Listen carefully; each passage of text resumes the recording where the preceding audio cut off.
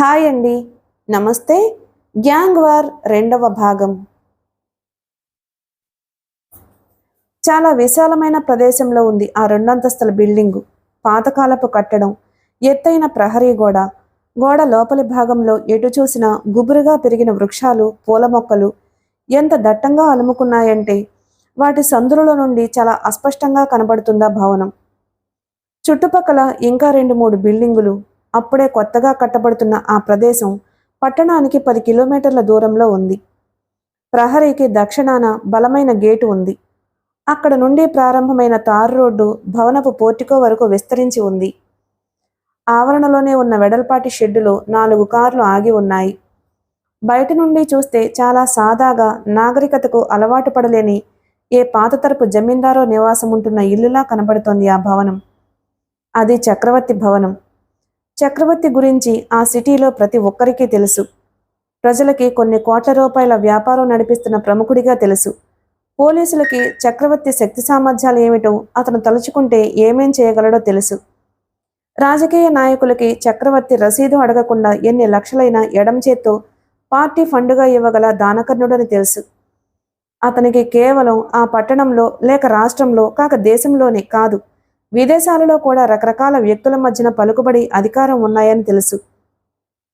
ఈ వ్యవస్థ సృష్టించిన ఒక చీకటి సామ్రాజ్యానికి అతను చక్రవర్తి అని చాలా బాహాటంగా ప్రజలలో చాలా మందికి తెలుసు. చక్రవర్తి కింగ్ మేకర్. ఆయనకి చేతకాని పనంటూ లేదు. అధికార పార్టీని ప్రతిపక్షంలో కూర్చోపెట్టాలన్నా, ప్రతిపక్షానికి అధికార పీఠం అందించాలన్నా, రాష్ట్రంలో శాంతి భద్రతలు కాపాడాలన్నా, విచ్ఛిన్నం చేయాలన్నా, పదవులలో ఉన్నవారిని పాపర్లుగా మార్చాలన్నా, పాపర్లకి పదవులు అంటకట్టాలన్నా దాని వెనుక చక్రవర్తి నిశ్శబ్దం, అంగీకారం ఉండాలి. చక్రవర్తి నియంత్రిస్తే కదిలే పావులు అట్టడుగు గడుల్లో నుండి అత్యున్నత స్థానాల వరకు ఉన్నాయి. ప్రజలు కంటితో చూడలేని మరో ప్రభుత్వ చక్రవర్తి. ఒక చీకటి సామ్రాజ్యపు నియంత, సార్వభౌముడు. ఆయన చిటికన వేలి కదలికలకి కూడా ఒక ప్రాణం తీసేటంత శక్తి, కనురెప్ప చలనానికి సైతం ఒక కుటుంబాన్ని బూడిద చేసే సామర్థ్యం ఉన్నాయి. చక్రవర్తితో స్నేహం అందరూ కోరుకుంటారు, కానీ చక్రవర్తితో శత్రుత్వం ఎవ్వరూ తట్టుకోలేరు. ఆ తెల్లవారుజామున తన భవనం ముందు తోటలో పావురాయులకి గింజలు తినిపిస్తున్నాడు చక్రవర్తి. 50 సంవత్సరాల వయసు, చెంపల దగ్గర నెరిసిన వెంట్రుకలు, ప్రశాంతంగా ఉన్న వదనం, కరుణ తప్ప కఠినత్వం ఎరుగని కళ్ళు. ఆధ్యాత్మిక జీవితాన్ని గడుపుతున్న తత్వవేత్తలా ఉన్నాడు చక్రవర్తి. అతను విసురుతున్న సజ్జగింజల కోసం తెల్లని పావురాలు ఆబగా అతని చుట్టూ మూగుతున్నాయి. వాటినే సాలోచనగా చూస్తున్న చక్రవర్తికి మెత్తని అడుగుల చప్పుడు వినపడింది. తల తిప్పి చూశాడు. ముస్తాక్ వినయంగా ఆయన్ని సమీపించాడు. చక్రవర్తి ఏమిటన్నట్టు చూశాడు. బాంబే నుండి దాదా కబురు చేశాడు సార్. చెప్పమన్నట్టు సైగ చేసి కుంటుతున్న ఒక పావురం పిల్లను అందుకుని దాని కాలికి తగిలిన దెబ్బను పరీక్షించసాగాడు చక్రవర్తి. దుబాయ్ కన్సైన్మెంట్కి గ్రీన్ సిగ్నల్ అందింది. ఈ రాత్రికి వైజాగ్లో రిసీవ్ చేసుకోమన్నాడు సార్. చక్రవర్తి క్షణం ఆలోచించాడు. బాంబే అండర్వరల్డ్ కింగ్ మున్నా దాదా. సౌత్లో బిజినెస్కి సోల్ డిస్ట్రిబ్యూటర్ తనైతే అతను తనకి సప్లైడ్. ఏర్పాట్లు చేశావా? తాపీగా అడిగాడు చక్రవర్తి. అన్నీ పూర్తయ్యాయి సార్. అందరికీ పంపాను. అతను పంపాను అని చెప్పినవి లంచాలు. వైజాగ్ స్మగ్లింగ్ ఏరియాలను కవర్ చేసే కస్టమ్స్ డిపార్ట్మెంట్కి, నైట్ విజిల్ ఉండే పోలీస్ డిపార్ట్మెంట్కి, ఆనవాయితీగా పంపే ప్రతి కన్సైన్మెంట్కి పంపే దక్షిణలు. కన్సైన్మెంట్ రిసీవ్ చేసుకోండి సున్నితంగా అన్నాడు చక్రవర్తి. సార్ తటపటాయించాడు ముస్తాక్. కనుబొమ్మలెత్తి అతని కేసి చూశాడు చక్రవర్తి. ప్రాబ్లం ఏమైనా ఉందా? మృదువుగా అడిగాడు. తడబడుతూ, ఈసారి ఆపరేషన్ తను హ్యాండిల్ చేస్తానని బాబు పట్టుబడుతున్నాడు సార్, తలదించుకుని అన్నాడు ముస్తాక్. చక్రవర్తి కనులు క్షణం ఎర్రబారాయి. వెంటనే తమాయించుకుని బాబు ఎక్కడున్నాడు స్థిమితంగా అడిగాడు. టెన్నిస్ కోర్టులో. నేను మాట్లాడతాను, యు కెన్ గో. ముస్తాక్ వచ్చినంత కామ్గా వెనక్కి తిరిగి వెళ్ళిపోయాడు. చక్రవర్తి తన చేతిలో ముడుచుకుని ఉన్న పావురాన్ని ఒక క్షణం సాలోచనగా చూశాడు. చాలా కాలం క్రితం తన చేతిలో ఒదిగిపోయిన ఈ పావురంలాగే ఎంత ఒదికగా ఉండేవాడు సామంత్. తన ఒక్కగానొక కుమారుడు, తన సంపదకి సామ్రాజ్యానికి వారసుడు. కానీ క్రమంగా అతనిలో మార్పు వచ్చింది. తన తండ్రి ఎంత శక్తివంతమైన వ్యవస్థను స్థాపించి విస్తరించాడో తెలుసుకునే కొద్దీ దానికి తాను ఏకైక వారసుడన్న సంగతి స్పష్టం అయ్యే కొద్దీ అతనిలో మార్పు కూడా అధికమైంది. అది విశృంఖలత. పాత తరపు అండర్వరల్డ్ డాన్గా తనకు ఏమాత్రమూ నచ్చని మార్పు అది. అధికారాన్ని కలిగి ఉండడమే కాదు, దాన్ని వెచ్చలవిడిగా వాడుకోవడానికి సామంత్ అలవాటు పడ్డాడు. చక్రవర్తిని కలవరపరుస్తున్నది అది కాదు, సామంత్ నిర్లక్ష్యం. ఎన్ని రక్తపాతాలు, గ్యాంగ్ వార్లు తనను ఈ స్థానానికి తీసుకొచ్చాయో తెలియని సామంత్ నిర్లక్ష్యం. తను సృష్టించుకున్న సామ్రాజ్యపు ఎల్లలు దాటనంత వరకు పర్వాలేదు, కానీ సామంత్ను ఆ ఎల్లలు ఆపుతాయన్న నమ్మకం అతనికి కలగడం లేదు. అదే జరిగితే అతని స్థానం ఎంతవరకు నిలుపుకోగలడు? పావురాన్ని నేల మీద వదిలి టెన్నిస్ కోర్టుకేసి అడుగులు వేశాడు చక్రవర్తి. భవనానికి ఒక పక్కన స్విమ్మింగ్ పూలు, దానికి ఎడంగా టెన్నిస్ కోర్టు ఉన్నాయి. చక్రవర్తి అక్కడికి వచ్చేసరికి సామంత్ పార్ట్నర్గా టెన్నిస్ ఆడుతున్న రసూల్ చప్పున ఆట ఆపేశాడు. సామంత్ తండ్రిని చూడగానే తలెగరేసి హాయ్ డాడ్, మార్నింగ్ అన్నాడు. Good morning. ఎమోషన్ కనబడకుండా నిర్వికారంగా అని బాబు ఒకసారి నా గదికిరా చెప్పి చకచకా వెళ్ళిపోయాడు చక్రవర్తి. సామంత్ రసూల్ కేసి ప్రశ్నార్థకంగా చూశాడు. రసూల్ బలవంతంగా చిరునవ్వు నవ్వాడు. టెన్నిస్ రాకెట్ రసూల్ కేసి విసిరి నెట్ పక్కన స్టాండ్కు ఉన్న నాప్కిన్ అందుకుని చెమట తుడుచుకుంటూ పెద్ద పెద్ద అంగలతో చక్రవర్తి రూమ్ కేసి అడుగులు వేశాడు సామంత్. చక్రవర్తి గది భవనం ముందు భాగంలో హాలు నానుకుని ఉంది. చాలా చిన్న గది. ఒకే ఒక చిన్న కిటికీ ఎప్పుడూ మూసి ఉంటుంది. డూమ్ కూడా లేని ఎలక్ట్రిక్ బల్బు ఒకటి గది మధ్యలో వేలాడుతూ గుడ్డి వెలుగులో గదిని నింపడానికి విశ్వప్రయత్నం చేస్తూ ఉంటుంది. పాతకాలపు సీలింగ్ ఫ్యాన్ ఒకటి గరగరా శబ్దం చేస్తూ తిరుగుతూ ఉంటుంది. గదిలో పాత చెక్క టేబుల్, దాని ముందు 4 కుర్చీలు, టేబుల్ పక్కన ఎత్తైన చెక్కరాక్లో రకరకాల పుస్తకాలు. ఆ గదిలో గాలి కూడా ఒక రకమైన ముక్కివాసనతో నిండిపోయి ఉంది. మట్కా నెంబర్లు, గంజాయి, వ్యభిచారం, జోదం వంటి వ్యాపారాలలో లక్షల రూపాయలను, బంగారం స్మగ్లింగ్లో కోట్ల రూపాయలను సర్క్యులేట్ చేసే అతి పెద్ద గ్యాంగ్స్టర్ తన వ్యవహారాలు చూసుకుని ఆఫీస్ గది అది అంటే ఎవ్వరూ నమ్మలేరు. ముఖ్యంగా ఆ గదంటే సామంత్కి ఎలర్జీ. టేబుల్ ముందు చెక్క కుర్చీలో కూర్చుని సన్నని గొంతుతో గ్యాంగుకు సంబంధించిన వ్యాపారాల గురించి అనుచరులతో మాట్లాడే తండ్రి అంటే మరీ ఎలర్జీ. గది గుమ్మం దగ్గరికి వచ్చి ఆగిపోయాడు సామంత్. మసక చీకట్లో సిగరెట్ వెలిగించుకుంటున్న చక్రవర్తి లోపలికి రా అన్నాడు. అయిష్టంగానే గదిలోకి నడిచాడు సామంత్. ఏమిటి? అసహనంగా అడిగాడు. సిగరెట్ వెలిగించుకున్న అగ్గిపుల్లని దంతపు యాస్ట్రేలో జారవిడిచి ఈ సాయంత్రం నువ్వు ఢిల్లీ వెళ్ళాలి అన్నాడు చక్రవర్తి. నేను వెళ్ళను, ఫ్లాట్గా అన్నాడు సామంత్. సామంత్ గద్దించినట్లన్నాడు చక్రవర్తి. ఎందుకు వెళ్ళాలి డాడీ? పరిశీలనగా చక్రవర్తి కేసి చూస్తూ అన్నాడు సామంత్. ఈ రాత్రి గోల్డ్ కన్సైన్మెంట్ ఆపరేషన్ నేను హ్యాండిల్ చేయాలనుకుంటున్నాను. కావాలంటే రేపు సాయంత్రం ఢిల్లీ వెళ్తాను. ఆపరేషన్ హ్యాండిల్ చేయమని నేనెవరు అడిగారు? చురుగ్గా అడిగాడు చక్రవర్తి. ఇది నా ఆపరేషన్. త్వరలో నేను చేపట్టబోయే వ్యాపారంలో మెలకువలు, లోటుపాటులో తెలుసుకోవడానికి నన్నెవరూ అడగనక్కర్లేదు, ఆదేశించిన అవసరం లేదు. సామంత్ మొండిగా మాట్లాడకు. నీకు అనుభవం లేదు. ఎప్పుడు ఏం చేయాలో, ఎలా ప్రవర్తించాలో నీకు తెలియదు. తెలుసుకుంటాను. తెలుసుకోవాలని ఈ ఆపరేషన్ నేను హ్యాండిల్ చేద్దాం అనుకుంటున్నాను. లుక్ డాడ్, నేను నీకు నీ వ్యాపారానికి వారసుణ్ణి. ఈ కింగ్డమ్కి నువ్వు చక్రవర్తివైతే నేను రారాజుని. అతి త్వరలో నీ స్థానం ఆక్రమించవలసిన క్రౌన్ ప్రిన్స్ని. నీలా మారుమూల గదుల్లో కూర్చుని ఆదేశాలతో నా వ్యాపారం జరిపించడం నాకు ఇష్టం లేదు. అందులో థ్రిల్ నేను అనుభవించాలి. ఫీల్డ్లో స్వయంగా నేను దిగి నా కార్యక్రమాలు పర్యవేక్షించుకోవాలి. నన్నెవ్వరూ ఆపలేరు my dear father. Nobody can stop me. Nonsense. నువ్వు ఈ వ్యాపారానికి పనికిరావు. పర్సనల్ గ్రడ్జ్లు, ఎమోషన్లు ఉన్న మనిషి నా కింగ్డమ్ను రన్ చేయలేడు. మొన్న నువ్వు చేసిన ఘనకార్యం వెలుగులోకి రాకుండా ఉంచడానికి నేను ఎంత కష్టపడ్డానో తెలుసా? లక్షలు కుమ్మరించి నోళ్లు కట్టేశాను. నీకు ఎటువంటి ఆపద కలగకుండా దొంగ సాక్ష్యాలు సృష్టించాను. నా గురించి కూడా నేను ఎప్పుడూ అంత కష్టపడలేదు. That's because of your foolish act. అటువంటివి రిపీట్ కావడం నాకు ఇష్టం లేదు. పగలబడి నవ్వాడు సామంత్. ఫాదర్, జీవితంలో డబ్బు సంపాదించడమే పరమావధి. కానీ ఆ డబ్బు, అది తెచ్చే అధికారాన్ని జీవితం అనుభవించడానికి ఉపయోగించుకోవడం నా ఆశయం. మనం ఏం చేసినా, హత్యలు, మానభంగాలు, దోపిడీలు ఎన్ని చేసినా అమ్ముడు పోవడానికి అధికారులు, కొనుక్కోవడానికి న్యాయస్థానాలు ఉన్నాయి. మనల్ని ఆశ్రయించుకుని పైకొచ్చేయాలనే వాళ్ళు ప్రభుత్వ పరమపద సోపాన పటంలో చాలామంది ఉన్నారు. ఇంకా భయం ఎందుకు?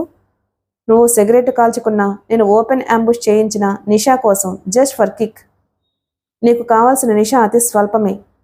అనవసరంగా నీ అధికారాలు నా మీద ప్రయోగించి నన్ను అణిచివేయాలి అని చూడకు. I will do what I like.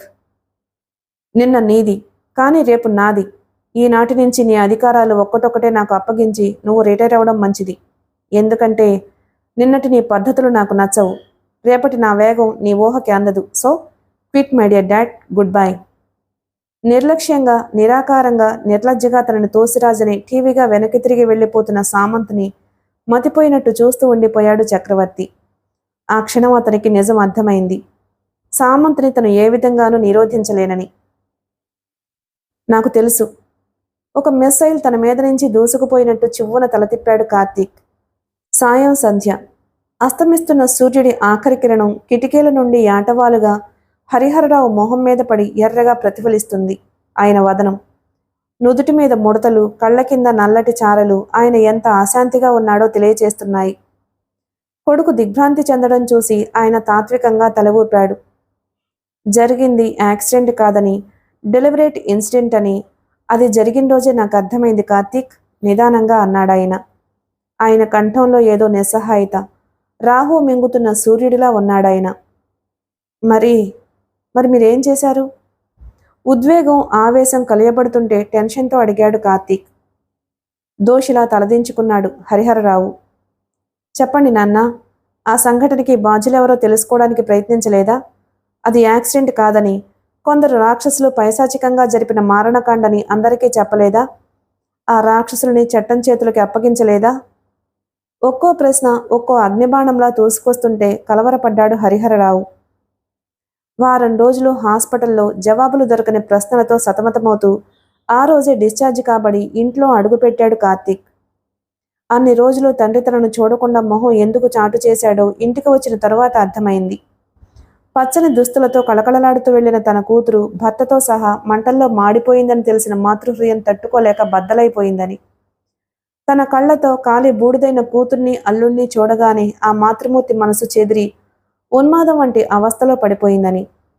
ఆ వారం రోజుల నుండి ఆమెకు బయట ప్రపంచం గురించి ఏ విధమైన స్పృహ లేకుండా జీవోత్సవంలా శూన్యాన్ని చూస్తూ కాలం గడిపేస్తుందని. ఒక పసిదానికి చేసే శుశ్రూషలతో తన తండ్రి తల్లినే కనిపెట్టుకుని ఉండడంతో తనను చూడడానికి రాలేకపోయాడు అని తెలిసిన క్షణం గాయపడ్డ మనసు మరో సమ్మెటిపోటు తిన్నట్టు గిలగిల్లాడింది. అంతులేని ఆనందంతో కళకళలాడుతూ ఉండవలసిన తన ఇంటిని శోకసముద్రంలా మార్చేసిన ఆ దుర్మార్గుల బృందం సామంత్ బృందం. వెంటనే తండ్రితో మాట్లాడడానికి ఆయన గదిలోకి వచ్చి చెప్పాడు. ఆ రోజు యాక్సిడెంట్ జరగలేదు నాన్నగారు. అతని మాటలు పూర్తి కాకముందే అన్నాడు హరిహరరావు, నాకు తెలుసు అని. చెప్పండి నాన్న. చట్టాన్ని ఆయుధం చేసి ఎంతో మంది నిరపరాధుల్ని రక్షించారు. సరైన అపరాధుల్ని చట్టంతో శిక్ష పడేలా చేశారు. మీరు అర్పిత విషయంలో ఏం చేశారు? ఒక నీటి బొట్టు హరిహరరావు కనుకొలకల్లో నుండి జారిపడింది. అది చూసిన సాక్షులు ఎవ్వరూ లేరు. తల తిప్పుకుని అన్నాడాయన. నేనున్నాను. డైనమైట్ పేలినట్లన్నాడు కార్తీక్. సామంత్ అనబడే పశువు, వాడి హెంచ్మెన్ అర్పితను దారుణంగా అవమానించటం నేను నా కళ్ళారా చూశాను. చెల్లెల్ని బావగారిని సజీవంగా దగ్ధం చేయటం నేను కళ్ళారా చూశాను. ఆవేశం చెల్లెలి కట్ట దాటిన సముద్రమే అయింది. వాళ్లలో ప్రతి ఒక్కరిని నేను గుర్తుపట్టగలను, ఆ దారుణానికి అండగా వచ్చి నిలబడ్డ సర్కిల్ ఇన్స్పెక్టర్తో సహా. ఒక్కో వాక్యం ఒత్తి పలికాడు కార్తీక్. నీ సాక్ష్యం కోర్టులో వీగిపోతుంది. నీ మాట ఎవ్వరూ నమ్మరు, నిర్లిప్తంగా అన్నాడు హరిహరరావు. అందుకు ప్రధాన కారణం నువ్వు అర్పిత అన్నయ్యవు కావడం. రెండవ కారణం నువ్వు నిందితుడు అని చెబుతున్న సామంత్ అదే సమయానికి తన తండ్రి ఒక సెషన్స్ జడ్జి గౌరవార్థం ఇచ్చిన విందులో పాల్గొనడం. అబద్ధం, అరిచాడు కార్తీక్. కోర్టుకి కావాల్సింది ఎవిడెన్స్, సాక్ష్యం, తిరుగులేని బలమైన సాక్ష్యం, ఆత్మఘోష కాదు. నాన్నగారు, మీరేనా ఇలా మాట్లాడుతున్నది? అర్పితకి జరిగిన అన్యాయానికి ప్రతీకారంగా మీ తెలివితేటల్ని, వృత్తిని పణంగా పెట్టి పోరాడవలసిన మీరేనా ఈ మాటలంటుంది? అవును, నేనే. అగ్నిపర్వతం బద్దలైంది. చట్టంతో 25 ఏళ్ల సావాసం చేసి భారతీయ శిక్షాస్మృతిని ఒక వేదంలా పఠించి నా వృత్తిని ఒక ఆయుధంలా చేసి అన్యాయాలకు ఎదురొడ్డి నిలబడిన నేనే ఈ మాటలు అంటున్నాను కార్తీక్. అర్పిత మరణించింది అని తెలిసిన క్షణం నీకంటే ఎక్కువగా ఆవేశపడ్డాను. అది యాక్సిడెంట్గా పోలీసులు వర్ణిస్తుంటే వారి మీద తిరగబడి మరీ దోషుల కోసం గాలించాను. ఆ సంఘటన చూసిన ఇద్దరు రిక్షా వాళ్ల సాక్ష్యాలతో సామంత్ అనబడే ఒక వ్యక్తి తన మనుషులతో ఆ ఘాతుకానికి పాల్పడ్డాడని తెలుసుకోగలిగాను. పకడ్బందీగా రిపోర్టు తయారు చేసి మరుసటి రోజు పోలీస్ స్టేషన్కి వెళ్లేసరికి పరిస్థితి పూర్తిగా తారుమారైంది. నా రిపోర్ట్ని పోలీసులు స్వీకరించి ఛార్జిషీట్ ఫైల్ చేసి కోర్టుకు నివేదిస్తే ఏ సెషన్స్ జడ్జి ముందుకు ఈ కేసు విచారణకు వస్తుందో సాక్షాత్తు ఆ జడ్జే ఈ సంఘటన జరిగిన సమయానికి 10 మందితో కలిసి సామంత్ తన కళ్ల ముందే ఆ క్షణాన ఉన్నాడని స్టేట్మెంట్ ఇచ్చాడు. అంత క్రితం రోజు అర్పితా రామ్మోహన్ల సజీవ దహనం కళ్లారా చూశామని పోలీసుల ముందే ధైర్యంగా చెప్పిన ఇద్దరు రిక్షా వాళ్లు ఆ రోజు తాము అసలు బయటికే రాలేదని సాక్ష్యం చెప్పారు. అన్నింటికంటే ముఖ్యంగా సామంత్ చక్రవర్తి కొడుకన్న నిజం నాకు అప్పుడే తెలిసింది. నా రిపోర్ట్ని పోలీసులు స్వీకరించలేదు. సంఘంలో పేరు ప్రతిష్టలున్న ఒక పెద్ద మనిషి మీద బురద జల్లడానికి, అతని కొడుకును జరగని ఒక సంఘటనలోకి లాగడానికి ప్రయత్నిస్తున్నానన్నారు అధికారులు. నాతోటి లాయర్లు చక్రవర్తితో శత్రుత్వం వల్ల సాధించగలిగేది ఏదీ లేదని, ఒకవేళ కష్టపడి అతన్ని కోర్టు దాకా లాక్కురాగలిగిన కేసు పేలపిండలా తేల్చిపారేయడానికి అతనికి నిమిషం కూడా పట్టదని హెచ్చరించారు. వారి మాటలు నిజమే. చక్రవర్తిని చట్టం ఏమీ చేయలేదు. He's immune to the law. కాదు కూడదని మొండిగా నా ప్రయత్నాలు కొనసాగిస్తే నా కుటుంబమే మిగిలి ఉండదని అర్థం వచ్చేలా హెచ్చరించాడు సూపరింటెండెంట్ ఆఫ్ పోలీస్. ఆవేశంతో వణికిపోతున్నాడు హరిహరరావు. అప్రతిభుడై వింటున్నాడు కార్తీక్. తన తండ్రి చెబుతూ ఉండడం వల్ల నమ్మవలసి వస్తోంది. లేదంటే అదంతా నిజమని ఎవ్వరూ నమ్మలేరు. చట్టాన్ని భక్షిస్తున్న పోలీసులు, న్యాయాన్ని శిక్షిస్తున్న న్యాయమూర్తులు, జరిగిన అన్యాయాన్ని చూసి కూడా అన్యాయం జరిగిందని చెప్పలేని సాధారణ పౌరులతో నిండి ఉన్న దేశం ఇది. వ్యక్తి స్వేచ్ఛను, మనిషి మనుగడను రక్షిస్తామని హామీలు ఇచ్చి గద్దెనెక్కిన నాయకులు ఏలుతున్న రాజ్యం ఇది. ప్రపంచంలో ఉన్న అతిపెద్ద ప్రజాస్వామిక వ్యవస్థ పరిడవిల్లుతున్న భారతం ఇది. ఆవేశాన్ని అతి కష్టం మీద అణుచుకున్నాడు హరిహరరావు. ఇప్పుడు చెప్పు కార్తీక్, నేను ఏం చెయ్యాలి? నా చిట్టి తల్లికి జరిగిన అన్యాయానికి ఏం చేసి న్యాయం చెయ్యాలి? సూటిగా అడిగాడాయన. అంతటితో మీ బాధ్యత తీరిపోయిందా? ఈ దారుణాన్ని జిల్లా కలెక్టర్కి, హోంమంత్రికి నివేదించారా? వాళ్ళు మనుషులేగా, నిర్లిప్తంగా అన్నాడు హరిహరరావు. ఒకే చట్టంలో బిగించబడి చెక్కముక్కలు లౌక్యంగా సమాధానం చెప్పి తాత్కాలికంగా సమస్యను కప్పిపుచ్చడం కంటే మరేమీ చేయలేరు. లేదు నాన్నగారు, అందరూ ఒకేలా ఉండరు. ఎక్కడో ఎవరో మన వ్యధను వింటారు, నిజాన్ని గ్రహిస్తారు, మనకు న్యాయం చేకూర్చడానికి ముందుకొస్తారు. నాకు నమ్మకం లేదు. నాకుంది. నేను ప్రయత్నిస్తాను. నా కుటుంబానికి న్యాయం చేకూర్చమని ఎలుగెత్తి అరుస్తాను. అర్పితలా మరో ఆడపిల్లకి నడి రోడ్డు బలివేదిక కాకుండా ఆపమని ప్రార్థిస్తాను, అర్థిస్తాను. ఆవేశం పెల్లుబికింది. వద్దు, నా మాట విను కార్తీక్, వెళ్ళొద్దు. ఆందోళనగా వారిస్తున్న హరిహరరావు మాటలు పూర్తిగా వినకుండానే గదిలో నుంచి బయటికి దూసుకుపోయాడు కార్తీక్. అలా వెళ్లడం సూటిగా పోలీస్ స్టేషన్కి వెళ్ళాడు కార్తీక్. రాష్ట్రంలో ఉన్న సుమారు కొన్ని వేల పోలీస్ స్టేషన్లలో అది ఒకటి. అన్ని పోలీస్ స్టేషన్స్ లాగానే చీకటిలో జేగురు రంగు గోడలతో అక్కడక్కడ బలవంతంగా వెలుతురు చిందిస్తున్నట్టు వెలుగుతున్న లైట్లతో నిస్తేజంగా, నిస్సారంగా ఎరను మింగిన పాములా పడి ఉన్న 4 గోడల కట్టడం. చీకటి పడగానే ఆవరించిన అంధకారం ఆ పోలీస్ స్టేషన్ ముందు భాగాన్ని ఆవరించుకుని ఉంది. వరండాలో కాళ్లు చాచుకుని కబుర్లతో కాలక్షేపం చేస్తున్న పోలీసులు గమనించేలోగా రాకెట్లా ఎస్ఐ గదిలోకి దూసుకుపోయాడు కార్తీక్. అంత క్రితమే ఒక దొమ్మి కేసు పార్టీ సమర్పించిన ఫుల్ బాటిల్ను భక్తిగా కానిస్టేబుల్ గ్లాసులో నింపి అందిస్తుంటే సేవించుతున్న ఎస్ఐ చెప్పా పెట్టకుండా లోనకొచ్చి పడ్డ కార్తీక్ని ఉరిమి చూశాడు. డ్యూటీలో తాగుతున్న తనని ఒక బయట వ్యక్తి చూడడం మహాపరాధం అన్నట్టు నొసలు విరిచాడు ఎస్ఐ. ఎవడ్రా నువ్వు? ఇది పోలీస్ స్టేషన్ అనుకున్నావా? నీ ఇంట్లో సొంత లిటర్ని అనుకున్నావా? చెప్పా పెట్టకుండా లోపలికి ఎందుకు వచ్చావు బే, దొంగ డాష్ కొడక? కానిస్టేబుల్ అలవాటైన పదజాలంతో భీకరంగా అంటూ ముందుకొచ్చాడు కార్తీక్ని బయటకు నెట్టివేయడానికి. నా పేరు కార్తీక్, మిస్టర్ ఇన్స్పెక్టర్, లాయర్ని. ఒక రిపోర్ట్ ఇవ్వడానికి వచ్చాను. కానిస్టేబుల్ని పట్టించుకోకుండా సూటిగా ఇన్స్పెక్టర్ని చూస్తూ అన్నాడు కార్తీక్. ఎక్కిన 2 గ్లాసుల నిషా చప్పున దిగిపోయినట్లయి కానిస్టేబుల్ని కనుసైగతో ఆపి ఏం రిపోర్టు? తాపీగా అడిగాడు ఎస్ఐ. మే నెల 22వ తారీఖున మీ జ్యూరిస్డిక్షన్లో ఉన్న తిలక్ రోడ్డు మీద క్రాస్ రోడ్స్కి ఫర్లాంగు దూరంలో కొత్తగా పెళ్ళైన నా చెల్లెల్ని, బావగారిని కారులో రైల్వే స్టేషన్కి తీసుకువెళ్తున్న నా కారుని ఈ నగరంలో కోటీశ్వరుడు అని పేరు పొందిన చక్రవర్తి కొడుకు సామంత్ కొంతమంది దుండగులతో అటకాయించి నన్ను మా బావగారిని ఆ దుండగుల సాయంతో కొట్టించి నా కళ్ళ ముందే నా చెల్లెల్ని బావగారిని అమానుషంగా సజీవ దహనం చేయించాడు. ఆ కార్యక్రమాన్ని మీ సర్కిల్కి చెందిన ఒక ఘనుడైన ఇన్స్పెక్టర్ పర్యవేక్షించాడు. ఇది నా రిపోర్టు. ఆవేశానికి అతి కష్టం మీద అడ్డుకట్ట వేసుకుని నిదానంగా చెప్పాడు కార్తీక్. అర్థమైనట్లు చైర్లో రిలాక్స్డ్గా వాలి, నువ్వు లాయర్ హరిహరరావు కొడుకువా? తాపీగా అడిగాడు ఎస్ఐ. అవును, ఆ రోజు జరిగిన దారుణానికి నేను ప్రత్యక్ష సాక్షిని. మీరు రిపోర్ట్ తీసుకుంటారా? చూడు బాబు, నువ్వు పొరపాటు పడ్డట్టున్నావు. నువ్వు చెప్పింది ఒక యాక్సిడెంట్ గురించి. ఆ యాక్సిడెంట్ చేసింది కారు డ్రైవ్ చేస్తున్న నువ్వే. ఒళ్ళు కొవ్వెక్కి యాక్సిడెంట్లో ఆ ఇద్దరిని చంపేసినందుకు ముందు నిన్ను అరెస్ట్ చేయాలి. కానీ నీ బాబు మొహం చూసి వదిలేశాం. యాక్సిడెంట్లో నీకు మతి భ్రమించినట్లుంది. ఆ కేసు ఎప్పుడో మూసేశాం, ఇంక నువ్వు వెళ్ళొచ్చు వ్యంగ్యంగా వంకరగా అన్నాడు. షటప్! అతి కష్టం మీద అణుచుకున్న ఉద్రేకం ఉప్పెనలా దూకింది. ఎవడ్రా దాన్ని యాక్సిడెంట్ అని చెప్పింది? You bast of the barbarian society.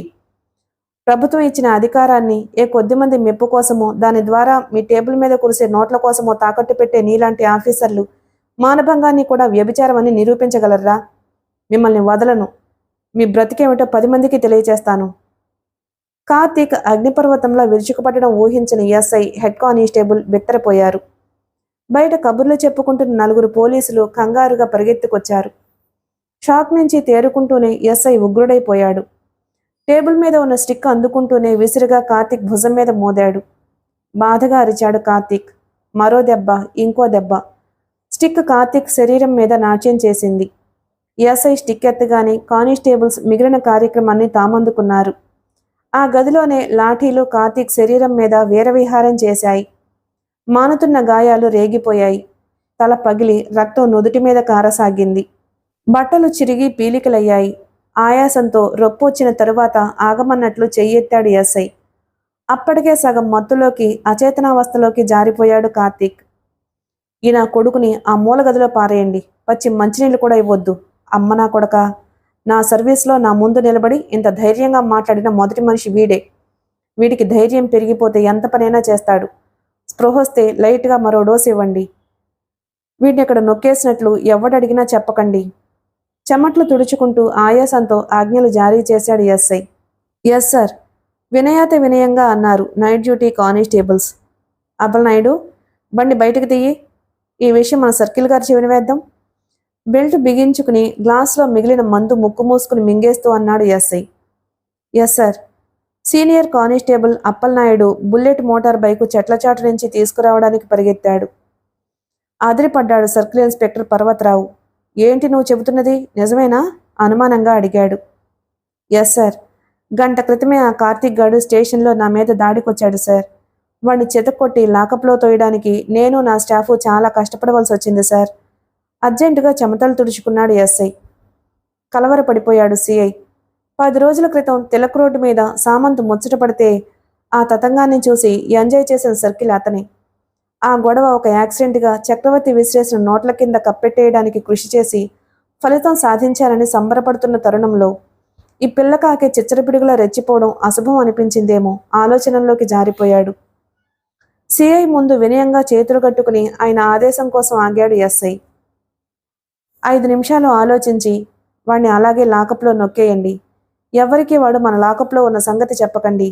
పెద్దయ్య గారితో మాట్లాడి ఏం చేయాలో తర్వాత చెబుతాను చెప్పాడు. అలాగే సార్. సాల్యూట్ చేసి వెళ్ళిపోయాడు ఎస్ఐ. సిఐ పర్వతరావు 5 నిమిషాల తరువాత ప్రభుత్వ జీపులో బయలుదేరాడు. ఎస్పీ తన బంగ్లాలో లేడు. వచ్చింది సిఐ పర్వతరావు అని తెలియగానే ఎస్పీ ఎక్కడికి వెళ్ళింది చెప్పింది ఆయన ధర్మపత్ని. సిఐ మొహం వికసించింది. రిలాక్స్డ్గా తను ఎస్పీ ఉన్న చోటికే బయలుదేరాడు. గొల్లున నవ్వాడు ఎస్పీ దామోదరం. భలే చెప్పారు సార్. ఇంతమంది మనుషులు ఉండగా సామంత్ బాబు ప్రమాదంలో పడతాడా? మేం పడనిస్తామా? మీరేమీ కంగారు పడకండి. నేను ముందే వైజాగ్లో మన వాళ్లతో మాట్లాడాను. మన వాళ్ళు అక్కడ చాలామంది ఉన్నారులేండి. కాకపోతే కాస్త ఎక్కువ ఖర్చు అవుతుంది అంతే. చక్రవర్తి రాజమహల్లో పై అంతస్తులో ఎయిర్ కండిషన్ గదిలో కూర్చుని ఉన్నారు వాళ్ళు.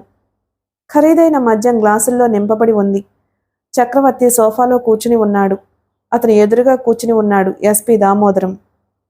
నాకు తెలుసు మీ సహకారం ఉంటుందని దామోదరం. నేను చెబుతున్నది అది కాదు. వైజాగ్ అర్బన్కి కొత్తగా ఒక ఐపీఎస్ ఆఫీసర్ వచ్చాడని విన్నాను. అతని పేరేమిటి? తల తిప్పాడు చక్రవర్తి. ఏఎస్పి శంతన్. చక్రవర్తి వెనక నిలబడి ఉన్న పాషా చెప్పాడు. పాషా చక్రవర్తికి personal secretary cum driver cum bodyguard. గ్లాసులోని ముందు గొంతులో కొరబోయింది ఎస్పీకి. తల పట్టుకుని గ్లాసు కింద పెడుతూ, నేను విన్నాను సార్. వైజాగ్ ఎస్పీ నా ఫ్రెండు. ఆయన్నే చాలా ఇబ్బంది పెడుతున్నాడట ఈ మధ్య. డైరెక్ట్గా పార్టీలను కలవడానికి కూడా భయపడుతున్నాడు ఆయన. అయినా పర్వాలేదు సార్. ఆ శంతన్ గాడిని ఈ రాత్రి మరో ముఖ్యమైన కేసులో తలమునకటయ్యేటట్టు అరేంజ్ చేసే పూచీ నాది. వెరీ గుడ్ పాషా, పిలిచాడు చక్రవర్తి. పాషా ఆ పిలుపుకి అర్థం తెలిసినట్లు మౌనంగా నోట్ల కట్టలు తీసి టీపై మీద పేర్చాడు. 100 కట్టలు 5. టార్చ్ లైట్లా వెలిగిపోయింది ఆ డబ్బు చూడగానే ఎస్పీ ముఖం. కింద వాళ్ల మామూళ్ళు ఉదయమే పంపాను. ఇది మీ పెద్దవాళ్ల వాట, మెత్తగా అన్నాడు Chakravarthi. Thank you sir, thank you. ఆప్యాయంగా నోట్ల కట్టలు స్పృశించి వాటిని బ్యాగులో వేసుకున్నాడు దామోదరం. టైం చెప్పండి సార్. ఆ టైంకి మీకు కావాల్సిన ఏరియా క్లియర్ చేయిస్తాను. తెల్లవారుజామున 3-4 గంటల మధ్య, భీమ్లీకి 10 కిలోమీటర్ల దూరంలో, పాషా చెప్పాడు. రైట్. ఇక నాకు మిగిలిన విషయాలు వదిలేయండి. రాత్రి 2 గంటల నుండి తెల్లవారుజామున 5 గంటల వరకు ఎటువంటి పోలీస్ సెర్చ్ పార్టీలు ఆ ఏరియాకి రావు. ఓకే? ఓకే, తల ఊపాడు పాషా. అంతలోనే డోర్ దగ్గర బెల్లు మోగింది. చక్రవర్తి పాషా కేసి తిరిగాడు. పాషా గబగబా డోర్ దగ్గరకు వెళ్ళి తెరిచి బయటకు వెళ్ళాడు. నిమిషంలో తిరిగొచ్చి, మీ మనిషి ఎస్పీ సాబ్, సిఐ పర్వతరావు వచ్చాడు. ఎస్పీ కేసి చూశాడు పాషా. చిరాకు అభినయించాడు ఎస్పీ.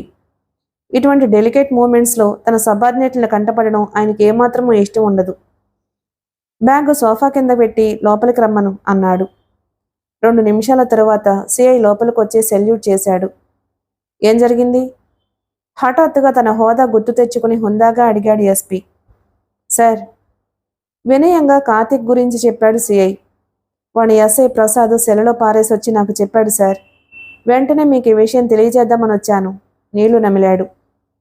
డామిట్, హరిహర్రావుకి నేను ఇండైరెక్ట్గా వార్నింగ్ ఇచ్చాను, అనవసరంగా కేసు తవ్వొద్దని అరిచాడు ఎస్పీ. వీడిలా వచ్చిన సంగతి ఆ ముసలాడికి తెలియదనుకుంటాను సార్. ఇప్పుడు వీడిని ఏం చేయమంటారు? భక్తిగా అడిగాడు. పోలీసులంటే ప్రతి వెధవకి లోకువైపోయింది. కీళ్లు విరిచేయండి, దారికొస్తాడు, హుంకరించాడు ఎస్పీ. వద్దు, గంభీరంగా అన్నాడు చక్రవర్తి. కానీ సార్, వాడు ఎస్పీ ఏదో చెప్పబోయాడు. మీ లాయర్, ఆయన పేరేమిటి? హరిహర్రావు సార్. అదే, హరిహర్రావు మన బెదిరింపుకు ఎందుకు భయపడి ఊరుకున్నాడు? ఈ కొడుకు కోసమే. వీడిని మనం ఏం చేస్తామో అన్న బెదిరే అతన్ని ముందుకు ప్రొసీడ్ అవ్వకుండా ఆపింది. ఇప్పుడు కొడుకుని మనం ఏమైనా చేస్తే ఈ హరిహర్రావు తెగిస్తాడు. అతను తెగిస్తే మూతపడిన గొడవంతా మళ్ళీ బయటకు వస్తుంది. మరి ఏం చేయమంటారు సార్? ఇబ్బందిగా అడిగాడు ఎస్పీ. కన్విన్స్ చేయండి. లాభం లేదు సార్. హరిహర్రావులా చల్లారిన రక్తం కాదు వీడిది. వీడిని ఆపడం మన తరం కాదు. చక్రవర్తి సోఫాలో నుంచి లేచాడు. అనాలోచితంగా సామంత్ చేసిన చిన్న ఇన్సిడెంట్ వల్ల కలిగిన చికాకు కనుల్లో ప్రతిఫలిస్తూ ఉండగా, ప్రయత్నించి చూడండి. అతను అంతగా వినకపోతే ముందు అడ్డు తొలగించుకోవాల్సింది అతన్ని కాదు. ఎస్పీ మెదడులో చురుక్కున వెలిగింది ట్యూబ్ లైటు. అర్థమైంది సార్, ఉత్సాహంగా అన్నాడు SP.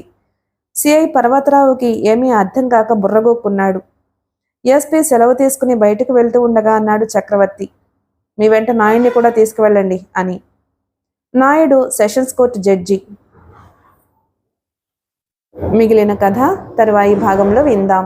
Please like and subscribe my channel. Thank you.